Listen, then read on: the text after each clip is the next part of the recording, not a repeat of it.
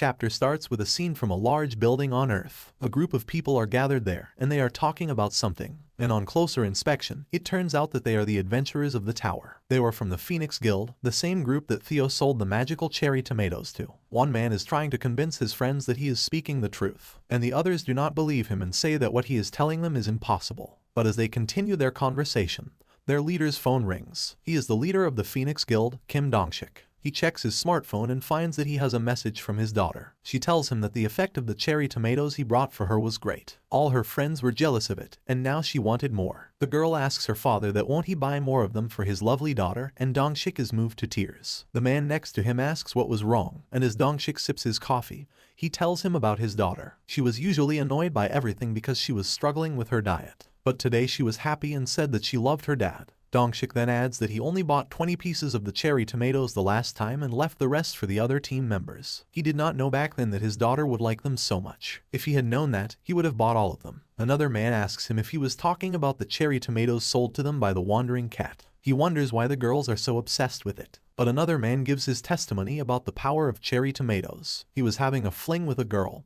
and he gifted her the cherry tomatoes. Now, they were dating. The other people can barely believe him, and they are quite shocked. One of them says that he also bought the cherry tomatoes and still had some of them left. And two others enter a bidding war for the miracle fruits. They both want him to sell the fruits to them, and one of them offers to buy each fruit for 100,000 won. But Dongshik stops them and says that they cannot progress like this, and then he orders his men to summon the rest of his team. They are going to the 38th floor right now. Dongshik is serious, but his underlings are confused. They think that it has not been long since their last expedition, and it was not easy to go on one again. A lot of people would complain about this decision, but that is what the boys think. And as they are saying this, the girls also come into the room, and they say that they are ready to go. The boys look around and find that Jessica and other girls are raring to go. They were wearing clothes to show off their slim waists and striking poses to highlight their weight loss. One girl says that they had already prepared the tower coins to buy the cherry tomatoes, but she stops herself before she can complete the sentence and says that she means they had collected coins for the expedition. Jessica also makes the same fumble when she says that they were ready for cherry tomatoes. She then corrects herself and says that they are ready to defeat the spider monsters. That is all Dongshik needs to hear, and he issues a command to his team to follow his lead. The boys are excited to go on the expedition, and the girls are super excited for the cherry tomatoes. And as Dongshik leads his group, he thinks that he will get those magical cherry tomatoes and become a great dad, no matter what it takes. Next, we see the scene inside the tower. Theo is roaming the middle levels of the tower as he sighs about his goal. He wonders when his sales amount will reach 1,000 tower coins. He looks quite dejected and tired. Theo says that the maximum amount of cherry tomatoes that he could store in his bundle was 15,000. And even if he sells out completely, he would have to go back and forth more than 10 times to reach his goal. Theo decides to forget the complex things for now. At this time, his focus is to make as much money as possible. And right now, he is on the 38th floor, at the same spot where he met the human party the last time. Theo wonders if this was the place where the humans were gathered last time. He looks around for them, but it is the humans who find him first. They locate him and excitedly tell their comrades that they have found the wandering merchant cat. Theo is surprised and asks the man in front of him if they are looking for him. The man replies that that is true as he opens up his pouch. He says that since they had no idea when he would appear at this place again, they had been waiting for him on this floor for the past 3 days. And with that, the man asks Theo if he has the magic cherry tomatoes again this time. Theo is shocked as he hears the man's words. They had waited 3 days in the dangerous area just to buy the cherry tomatoes. The man asks Theo if the price of the cherry tomatoes was 0.05 tower coins per piece. But Theo acts smug as he tells the human to stop there. He had found the perfect chance to gain more money,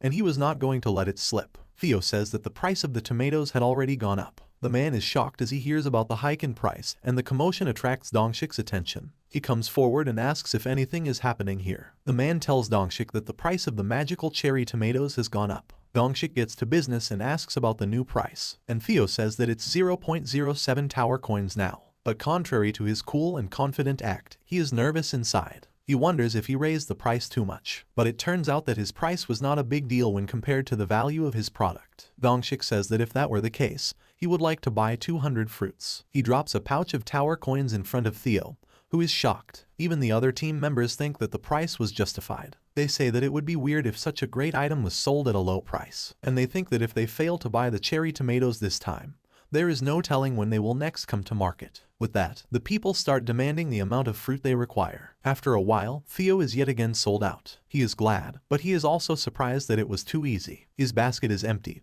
and in front of him are pouches full of tower coins. Some are even on the floor. Even though he had raised the price, all 15 cherry tomatoes were sold out in a flash. As Theo is busy contemplating his situation, Dongshik asks him when he will appear again. Theo asks him if he would wait for him in this place again, and if that were the case, he would be back in about 10 days. Dongshik is pleasantly surprised to hear that answer. He says that 10 days is a perfectly reasonable time to regroup after completing a quest, and he tells Theo that they will be back to buy more cherry tomatoes after 10 days. With that, Dongshik commands his team to get ready. He tells them that they will now finish the spider quest and be on their way out of the tower, and his team members are also ready for the action. Theo laughs inside as he realizes that he has now found regular customers. At this rate, gathering 1,000 tower coins was not so far away. He thinks that he needs to quickly become a mid-level merchant by acquiring 1,000 tower coins. Then he can uncover the name of Sejun as his vendor and get back his title as the sales cat. But as he is about to leave, someone interrupts him. A group of girls is excited to talk to Theo, and they call him Mr. Cat. Theo is curious about what they want, and the girls start talking among themselves. One of them says that they look really similar, and the other one also agrees with this. But Theo interrupts them and says that his name is not Mr. Cat, it is Theo. The girl in front apologizes and introduces herself as Suha. Then Theo asks her what she meant by look-alike, and Suha replies that Theo looks like a cat she knows. He tells her that she must be mistaken. He says that he is the only handsome cat in the world.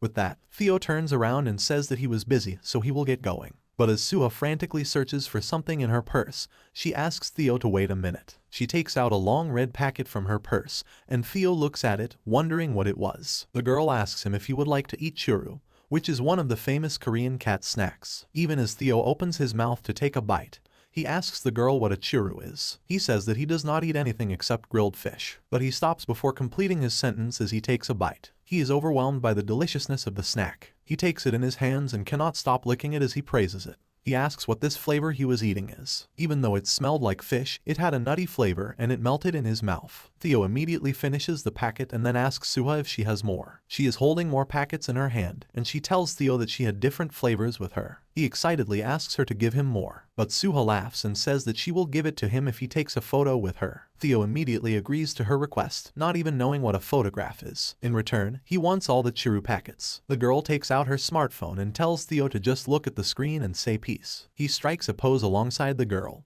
and the photo is clicked. Theo leaves happily while licking the churu packets, and Suha waves goodbye to him. Her friends are surprised, and they say that it was the first time they saw someone bring cat snacks inside the tower. But she asks Suha if she found Theo cuter than what everyone said. The other girl also says that it was nice to see Suha smile like that. She asks her if she would come here to see Theo the next time too. Suha smiles as she looks at the picture she clicked with Theo, and she says that she will surely come again. Now, we are shown the scene of Sejun's cave. The black warrior rabbit is in the water, and Sejun is encouraging him. He was giving the black rabbit special swimming training right now. Sejun asks the readers if they are afraid that it would be dangerous because of the piranhas. But it seems like that is not the case. Other rabbits are also watching the black rabbit from the sidelines. Sejun tells him to relax his body and stretch the floating tube made with green onion leaves forward. The rabbit follows his instructions, and Sejun says that he is doing a nice job. He then tells us that, for safety reasons, he had temporarily blocked the holes from which the piranhas came. He was in the water too, and even though he had checked the effectiveness of his block a few times,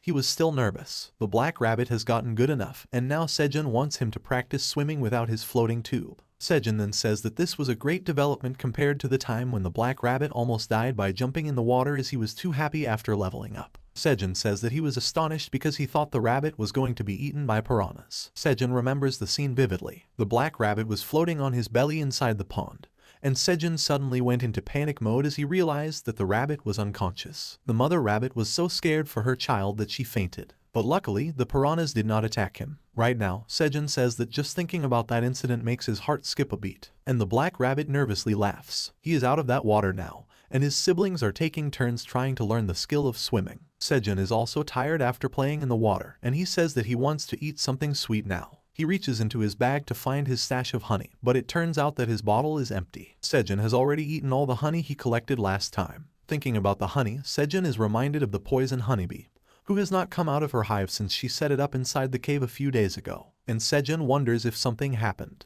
But then he sees something that shocks him in the black warrior rabbit. There are numerous small poison honeybees around the hive, and Sejun can read their information window, stating that they were the babies of the poison honeybee. Sejun is surprised. It has been so long since he last checked on the honeybee, and now there were so many children around the nest. Sejun wonders if they were all kids of the honeybee he knew. He had not even noticed them before today. Sejun thinks for a while and decides that since she has not seen the bee for a while, and because she has kids now, he needs to congratulate her. And as Sejun looks at his tomato fields, he says that he cannot visit her without a gift. And then he takes the only gift he can afford in this place, tomato flowers. But the baby poison bees are curious when they see Sejun approach their nest. Sejun calls out the honeybee and asks her if she could come out for a moment. He is holding a bouquet of tomato flowers in his hand, and 2 rabbits are with him. Sejun says that he has a gift for her housewarming, but then he suddenly notices that the baby bees are looking aggressive. Their eyes are glowing red, and they are angrily flying towards Sejun. The farmer rabbits run away when they see the bees approaching them. Sejun is shocked, and the black rabbit summons his hammer to fight against them. Sejun asks the bees what they are about to do. He tells them not to do whatever they were planning to do because they are not enemies. And as he says that, someone inside the hive is listening to him. The baby bees look menacing and threatening, and the black warrior rabbit is ready to fight them. Sejun tells him not to fight the bees, but he knows that there might be no other way to save their lives. The bees are angry and they charge at Sejun. He closes his eyes in anticipation of their stings, but then the baby bees stop suddenly. Sejun opens his eyes and sees someone he does not recognize. A large bee-like creature with a crown on her head was flying towards him. Sejun is shocked as he asks her if she was perhaps the poison honeybee he knew. The creature that looks like an anthropomorphized honeybee is surrounded by the baby bees that are indeed her children. And as she gladly replies to Sejun's question in her language, Sejun can read her information window. She was a poisonous queen honeybee. Sejun can only stare at her with his mouth wide open, and the reaction of the black warrior rabbit is also the same. Sejun wonders if she was really the honeybee he knew.